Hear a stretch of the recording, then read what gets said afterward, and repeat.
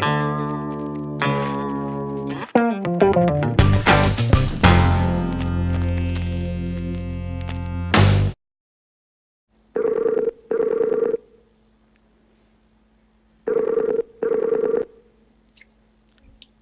Hello, Joss.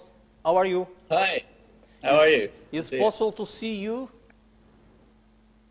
Let me see if I can turn the video on. Okay. Hi. Hi.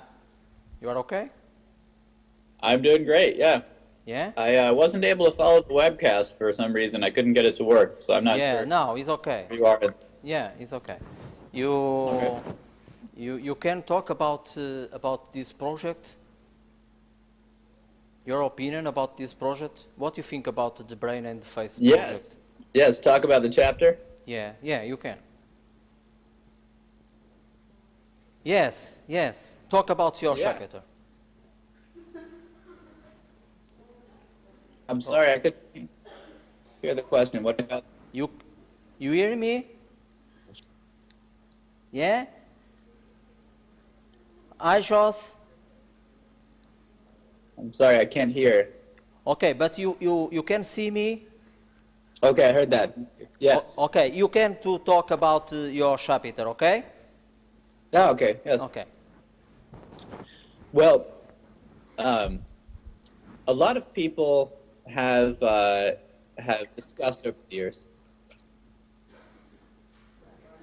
Yes, you can. Okay. Okay. Uh, I'm here, okay? Okay. A number of people have discussed over the years the idea that our facial expressions Yeah. might be more than just communicative signals to others, but might influence how we feel.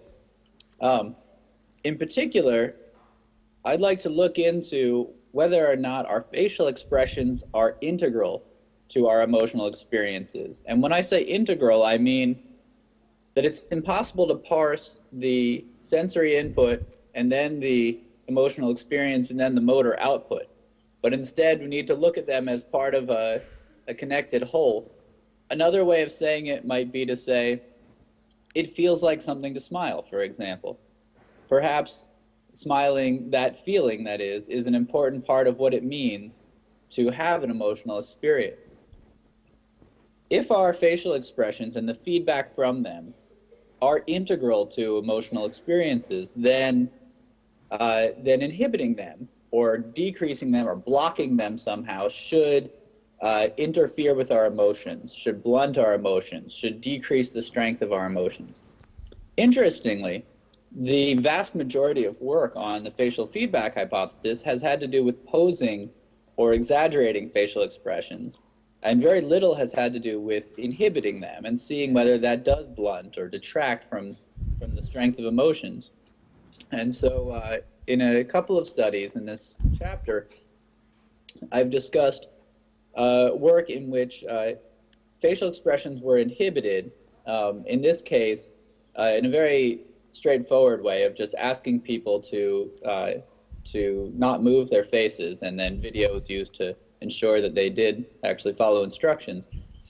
And we looked at positive, negative, and neutral stimuli to ensure that there was a decrease and not just a shift in overall positivity. And sure enough, there's a decrease across the board in the strength of emotional experience. And in a second study, we looked at ways to rule out distraction, because whenever inhibiting one's own facial expressions, well, there's a distracting task to do. So this was a decrease as compared to a control group who's not doing that kind of work.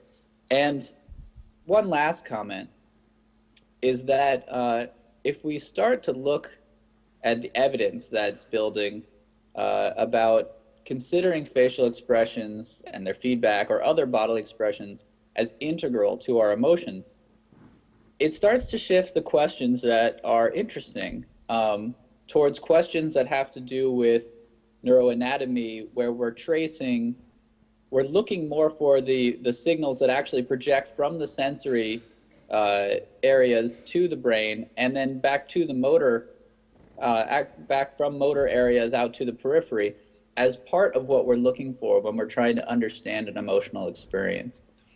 So I'm excited to see if there are ways to start start connecting with the literature on neuroanatomy of the face, sensory and motor neuroanatomy of the face, and neuroimaging, which is starting to look at more peripheral activity. Okay. Joshua, what do you think about this project, the brain and the face? You listen me? You hear me? What do you think about this project? Oh, it's a wonderful resource and very timely.